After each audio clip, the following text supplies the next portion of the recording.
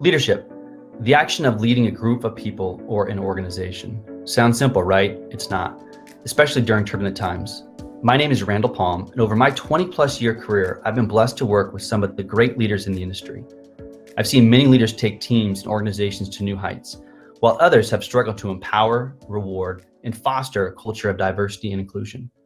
Over the past year, leaders have been challenged like no other time I can remember, from external forces like the pandemic and social injustices, to the implications of these within their own organizations, which in some cases has completely changed or accelerated their business model. As we navigate the waters of these changes, I wanted to talk with people I consider innovative leaders about their approach to leadership, how they've applied that experience over the past year, and what they've learned. All right, everyone, welcome back to the pod. Today's guest is Marilee Bear. Marilee is the Senior Vice President of North American Sales at Zendesk, and someone that I've worked with and known for 15 years or so, mostly during her time at Akamai. I've always really loved her passion, her energy, and her ability to build world-class, great teams. And she's a phenomenal leader, and I thought she would be a great person to talk to about this concept of an idea of leading through turbulent times. So Marilee, welcome to the pod. Thank you. It's so great to be here. So good to see you. Yeah, you too. Great to so yeah, before we get started, Marilee, just a little bit about you, maybe a little bit about Zendesk. Sure. For those that don't know, maybe we can start there and then we can jump into the topic. Yeah, I'd love to. So as you said, I am Senior Vice President of Enterprise Sales here at Zendesk. And so a little bit about me, I spent a good deal of time at Akamai. You and I worked together really closely. I have very fond memories of all of that we did together in that team. I made a move to Zendesk last fall. And it was a big change for me. It was a tough kind of decision to make a jump. I had a great thing going at Akamai, but I realized that I needed to, go do something new. And I was really excited about the opportunity at Zendesk. So for those of you who do not know, Zendesk is a customer experience platform. We work with a variety of customers. We have about 120,000 customers on our platform. And we just hit $1 billion in ARR. So it was a really exciting time to come in Q4 of last year and hit that $1 billion mark. I remember when we did that at Akamai, which was really exciting. And now the new goal here at Zendesk is to be a $3 billion company by 2025. So always my team and I, feels like a little deja vu. But my team is, we're responsible for our relationships with customers in the enterprise segment, which we define as 1,000 employees or more. And it's very much, it's an exciting place to be here today because we have so much greenfield. There are a lot of companies out there that aren't using Zendesk today for service IT ticketing, HR ticketing, and customer experience type of use cases. And so our job is to go out and win those new customers and of course retain every enterprise customer we have on the platform today. I was thinking about, our careers. We kind of grew up together. I think when we started, when we were both at Akamai, we were both individual contributors and have grown into, senior vice president type roles. Maybe just walk me through that kind of your journey of being individual contributors, starting to maybe the first time you managed a team. Okay, now I'm managing leaders, and now I've got a large sales team that maybe I don't know every rep anymore, and and it's a different. It's a big change. So when I came to Akamai, I actually had been a manager for a smaller company. I worked for 2 tech startups before I came to Akamai. And so I was going from, it was kind of interesting. I went from a management role there where I was managing a large team. It was a smaller tech company, really focused on DNS and networking that was bought by Neustar. And so I had a lot of autonomy and I did a lot of different things at that company. For one time, I ran the customer care function. I did a lot of business development. At the whole time, though, I was running sales teams. And so coming to Akamai, to me, I was like, wow, I'm not sure if I want to go back to an individual contributor role. But I was really excited about the possibility at Akamai. At that time, when I joined, it was a $600 million company. And I think we had less than 1,000 employees. And so I made the leap. And a lot of that was based upon the people I met. during the interview process. And that to me has always been really the critical priority one when looking at where to hit yourself. I think working with great people is one of the best things you can possibly do for yourself, to get up every morning and realize that, hey, the people I'm with, we're all part of the same team. We're all looking out for each other and we all have each other's backs. That was really, the main driver for me. Going to Akamai, the same thing at Zendesk as well. Right.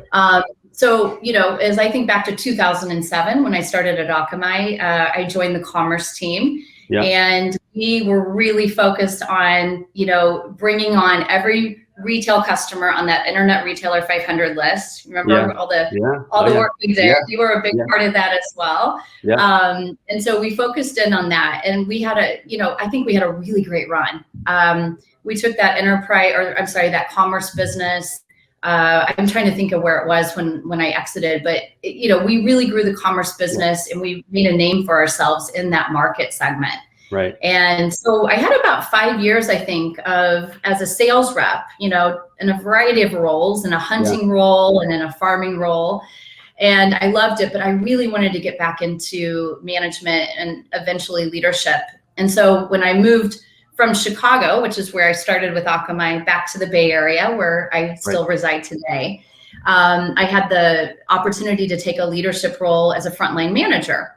And so I was coming back into the role. I wasn't a first-time manager, but it certainly was a refresher on all of the things that you need to do in order to transition from an IC role to a management role. Right. And one of I think the biggest challenges for me was, I would say, learning the art of delegation and not trying to do everything yourself. Right. Not being a super rep, not flying in to rescue a rep if they're having a conversation going down the wrong path with a customer, not to architect a deal for them, but to really sit down and collaborate together and to coach. And that coaching piece, it took a little time to get back into that mindset. Yeah. And really think about how to achieve results through people, but not by doing it yourself, but by coaching and leading.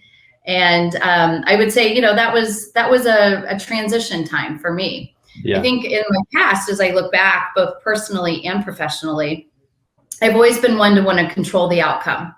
If you talk to people, maybe in my past, they'd say, yeah, she was really controlling. Like, I love to just, whatever it takes to get it done. If you can't get it done, try harder, try a different way. And, what I've learned over the years is that there's a lot of impact you can have when you don't try so hard to control the outcome. Right. And you instead, just take a different tack. And I think that's been one of my biggest learnings over the years. And it's, helped me to get to where I am today, because you cannot humanly possibly, control every outcome, especially when you're leading an org of, 100, 150 people. Yeah. I think for me, it was a little bit around lack of control was a weakness, or you don't know your business, or things that were even, humility, right? I mean, most leaders that I we work with were, they'd come in and it was their room and it was their process and their way of doing things. And so very alpha. A lot of the mentors, or not even, I don't know if I call them mentors, but people that I work for, that we work for, were, they knew everything. And I think in today's world, it's more around kind of empowering a team, creating an environment for collaboration, and being a little more humble. And because there's no way to know. You realize is there's no way to know everything. It doesn't scale, especially I think as you go from a team of 5 or 6, where you kind of sort of get away with it, to a team of 50 or 60 or 500, it doesn't scale. And man, it's you want to work 80 hours a week, 120 hours a week. That's the way to do it. You want to burn yourself out. You can definitely do that. But I think today, in today's, life and where we are, and especially as you get older, maybe you become a parent, or you're taking care of your parents, or, there are just other things in life that you have to realize that, like, to have a truly quality life, you have to be able to relinquish some control, and you have to trust your people. You have to empower them.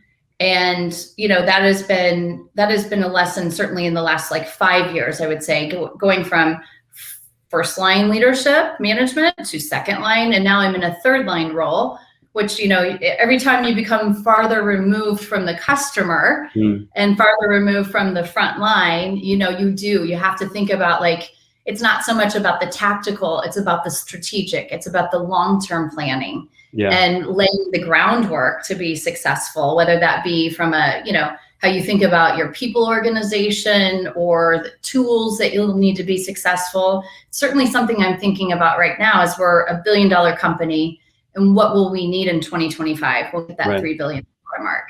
Yeah. And so that's a lot more what I'm to where you are now is not what's going to get you to.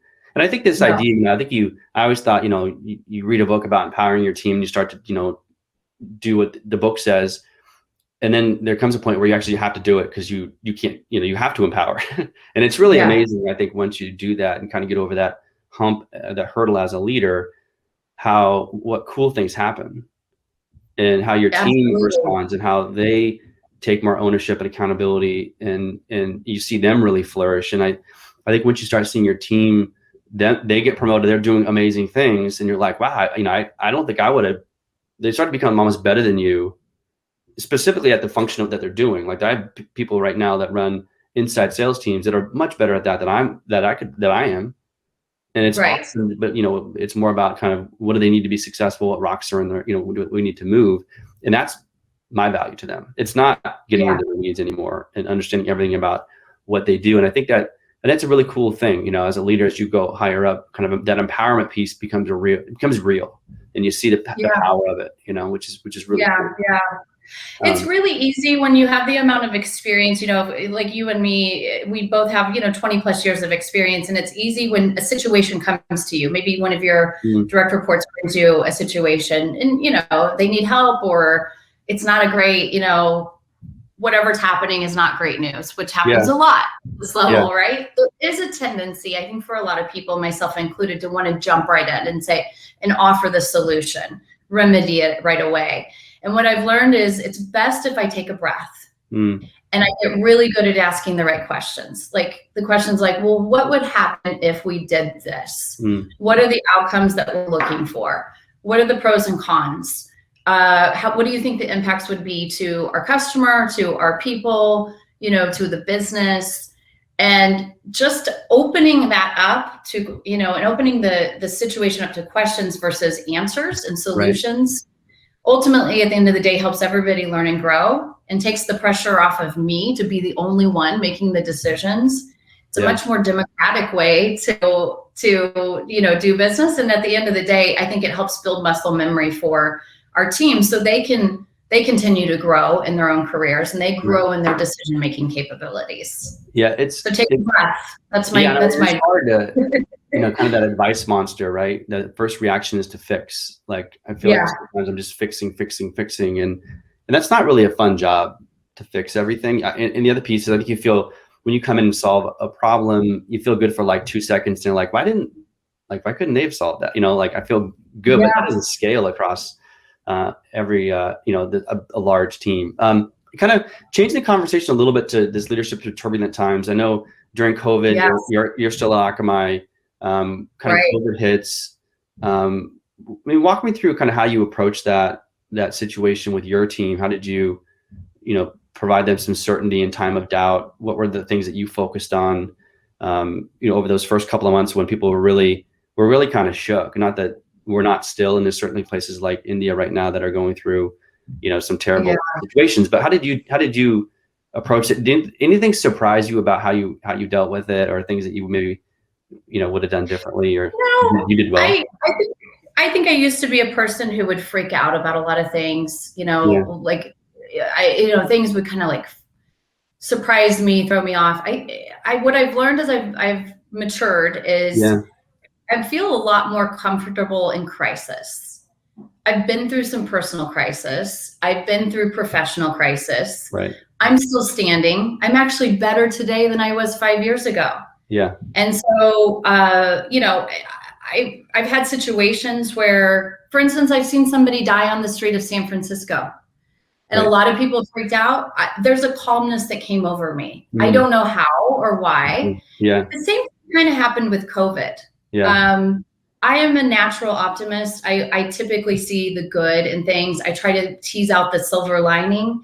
And while that was really hard, especially in the beginning, as COVID hit March 14th, 3 days later, someone who reported to me, who's a great friend, came was positive with COVID, was hospitalized for an extended period of time. Someone who's very, very healthy. Right. We were all freaking out personally. What I loved about Akamai was our leadership all the way up to, Rick and Scott Levitt and all the folks who were involved. We were, again, like a family on a text thread, like, how's this person doing? Is he okay? Talking to his wife. So it hit home really personally right out of the gates. Yeah, quick, yeah. It was freaky. It really was. We weren't sure, what was going to happen. We were planning for, what if we all get COVID? What happens to the business? We had contingency planning, and so that's where we were in that, like, mid-March to late March timeframe. But what we also realized at the same time was that the show must go on. With Akamai carrying, I'll sound like a commercial here, 30% of the world's internet traffic, and with the world shifting to distance learning, everybody sitting at home on their couch watching, streaming media. Right. Akamai became even more pertinent and an absolute critical player. And so, we looked at that and we saw friends losing their jobs. We saw companies going under. We saw customers shutting up shop. And yet, Akamai was still there, very strong, and came out stronger. And so, what I really tried to focus my team on, because we were freaked out. How are we going to sell? What are we going to sell? Is anybody going to buy anything? Does anybody even care to pick up the phone and talk about business right now? And what I tried to hit home with my team, this was in an all hands forum. I'm thinking back to April of last year, was just like, let's think about the positive. Like, all of us have jobs. Our company's thriving. Our stock price is up. And so we really tried to focus there. And then we were very fortunate that, COVID did not hit in that initial way with anybody. Nobody personally was impacted to that degree that we saw in the very beginning. And so we were able to kind of pick up steam. I think, as we hear so much, humans are very resilient. The Akamai team was incredibly resilient and, figuring out how to do all of our business online, via WebEx. And, it was scary for a while, but I think, over time we got used to it. We figured it out. And then, in the late summer timeframe is when I made the decision to go to Zendesk. And there could have been a really good reason not to make a move. Oh, who knows what will happen? Do I want to, leave the nest that I've been in for the last 13 years? And to me, it did make sense because it was truly the right opportunity for me. I wouldn't have made a move if it wasn't. Yeah. So walk me through, okay, you show up in Zendesk in August. I assume everything's remote. You have a big team and they're, who's this new person coming in? What's she about? How did that, and then you're coming into a different set of circumstances around social injustice and a lot going on. That was more, it wasn't COVID, but it was this massive thing. So maybe we start with that, walking into a new company. How did you approach that from a leadership perspective? Yeah. Well, like anything, I think I've always been very much people first, and relationships have always been incredibly important to me. I think, if you can figure out a way to connect with people on both a personal and professional level, get to know them, who are they, what do they care about outside of work, building those relationships is what helps you to be successful as a team, because you build trust incites a willingness and a desire to be a team and to really accomplish great things together. And so for me, I knew that I needed to be able to strike up relationships. I freaked out though. I was like, how am I going to do this? I'm not going to be able to take anybody out for coffee. I can't take my team out for happy hour. I can't go to lunch. I can't breeze by an office and say hi to someone. And so I had to figure it out. And Zendesk uses Slack, very similar to Cisco Teams. And I just started reaching out to people on Slack, in my org, like, hey, I'm Marilee, like sales reps, everybody, just to strike up a conversation. I delivered an all hands, I think in week 2 of me joining. And it was more just about me. It was pictures of my family and my hobbies and where I saw the potential for the team to go and, really around the overarching goals that we had. And so that I think that helped people get an idea of who I was. Yeah. And then of course, one-on-ones. I went on a wild one-on-one spree. I think I had like 60 one-on-ones within 3 weeks or something crazy like that. Yeah. That was my team, my marketing partners, customer success partners, SEs, professional services, you name it. Yeah. Was it getting to know you? And I really tried to keep the focus, on the business to some degree, but really just to get to know people. I got a really great pro tip from Mo Bonner, who mentored me. And that was, what she said was, when you come into a new organization, keep a notebook. And every time you have a one-on-one with someone, jot down, like, you get to know them, like, who's your sports team? What are you into? Hiking or biking, running, whatever. Jot it down so you remember, because you're going to meet so many people. At this level, when you get to an SVP level, you're going to meet hundreds and hundreds of people. It's hard to keep it straight. So I took her advice. And that was really helpful, just to make sure that I remember, who are their kids, or the kids in college, or maybe they don't have kids, but they have pets, and that was a good way to try to connect. And then, then it's time to get down to business. And, I think my first 60 days, I was really committed to be more in observation mode than fix it mode.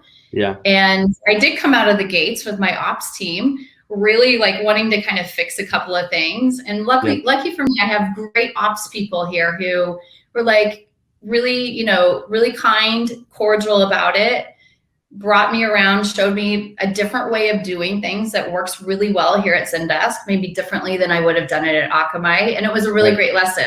And I fell on the sword. I told my ops person, Dimitri, I said, look, I know I came out of came out gunning, and I appreciate the way you handled that with me. He's like, I appreciate that you were self-aware enough to understand that and hear that. And, so that was my first 60 days.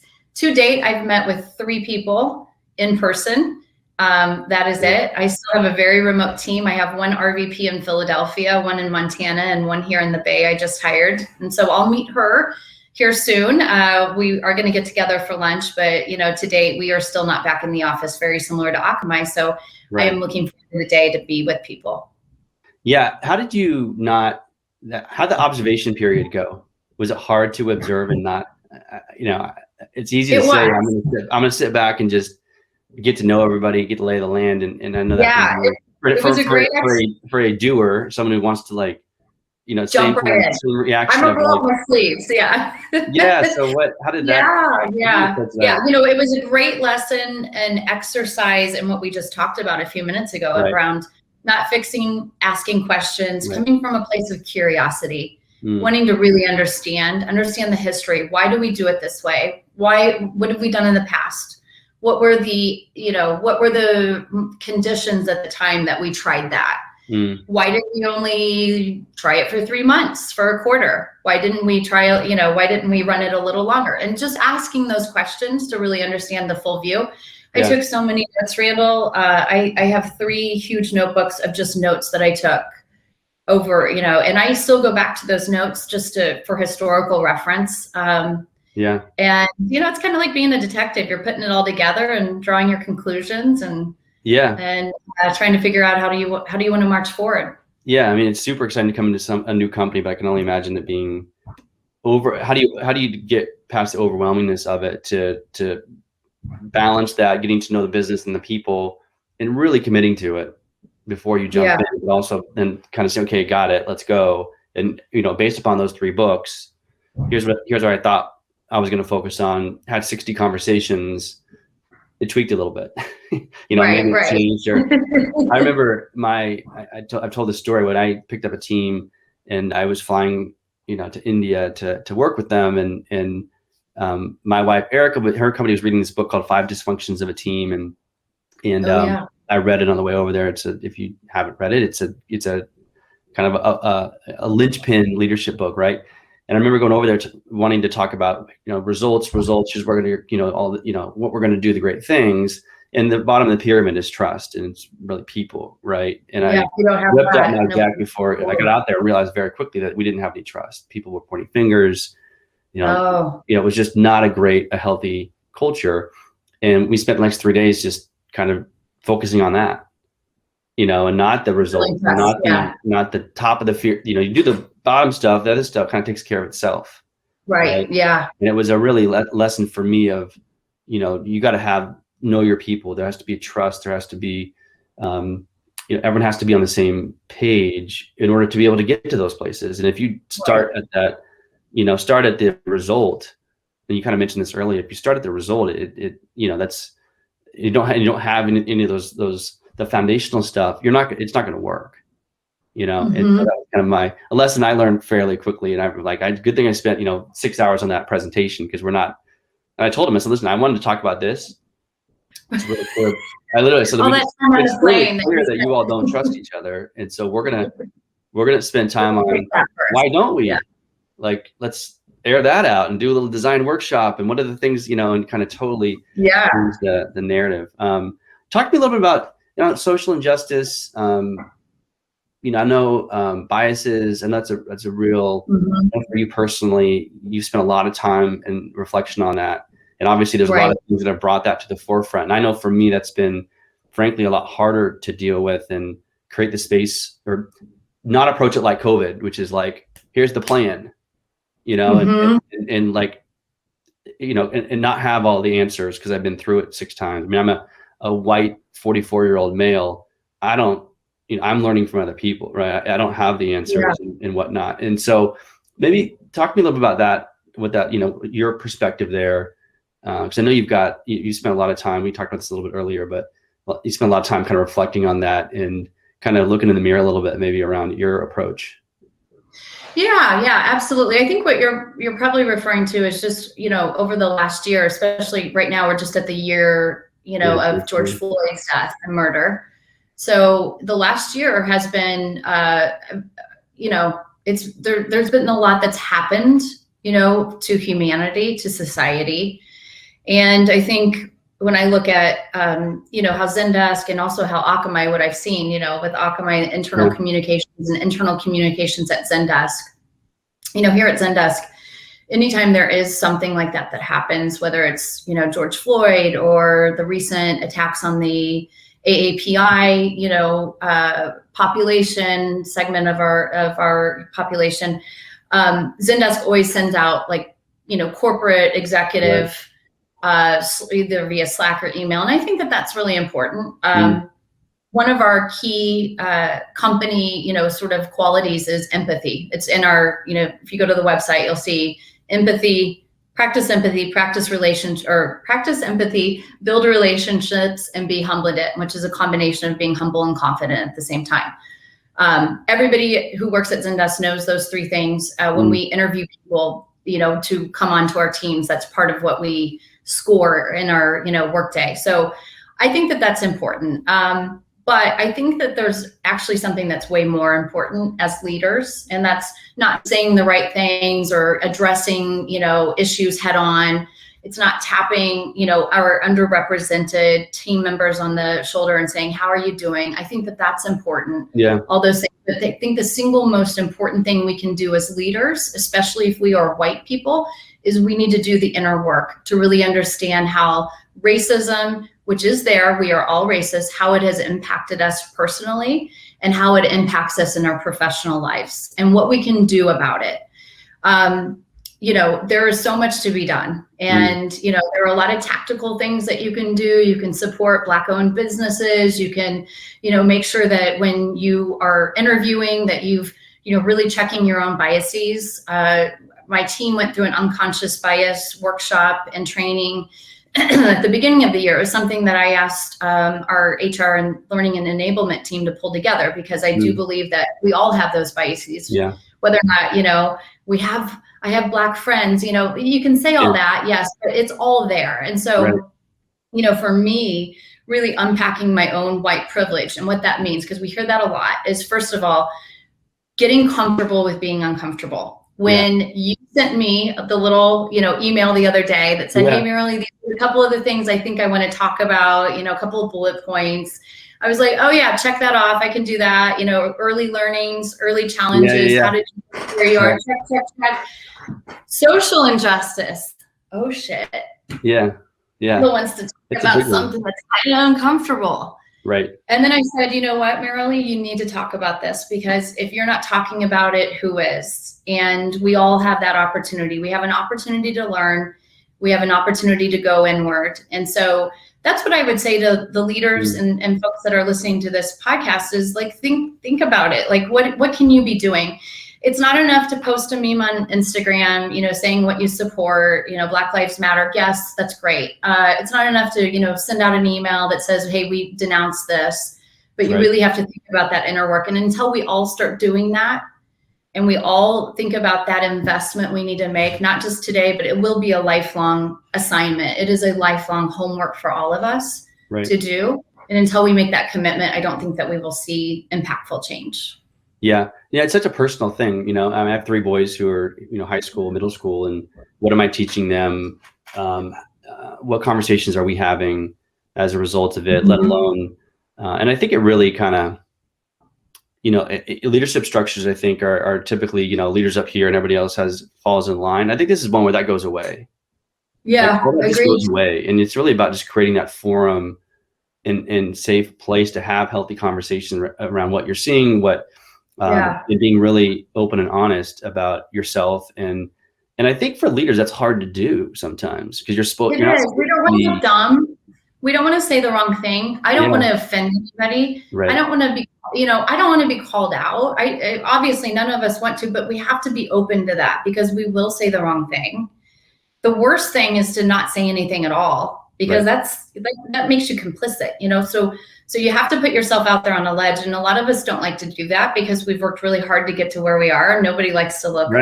Right. So, I don't know what's going on. Comfortable being uncomfortable, I think, is a leadership quality, right? Because it's you don't grow unless you're uncomfortable. You do not grow. I have a couple people on my team. I'm like, just so you know, I know you're uncomfortable, and that's good. It's not bad.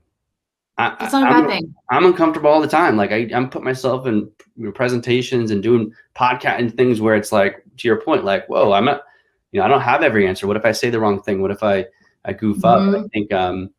I think that leading by example there with your teams and showing that you're vulnerable in some of these areas and that you don't know everything, I think is that humble. I forget what was the humble confident.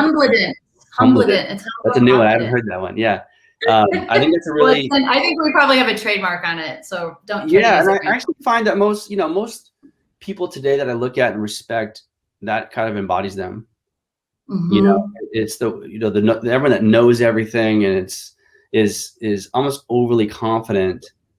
There's so much new happening in the world and so many new things. I don't know. I've talked to a lot of CIOs on this podcast, and the ones that I've talked to are like, listen, I don't know, like technology, like.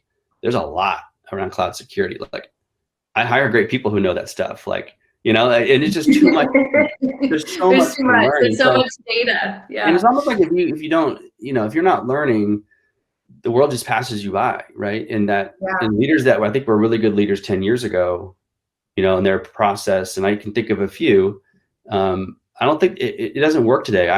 I can think of a couple where I know their styles don't work because they've done it, moved on to new things, and it maybe hasn't worked out.